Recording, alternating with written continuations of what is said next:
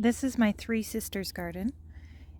The reason it's called Three Sisters is because it has corn, scarlet runner beans, or any kind of runner beans, and squash growing together. Corn grows straight up.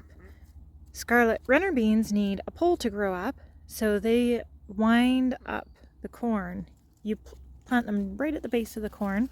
This is the bean here, and it grows upward. And squash grows along the ground, kind of acting as a mulch to the corn and the beans. To grow a successful Three Sisters garden in the northern climate, I had to start my corn indoors near the end of April.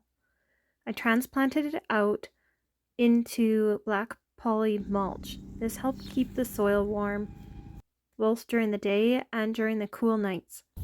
I also had it covered for a period with plastic over the hoops that you see here.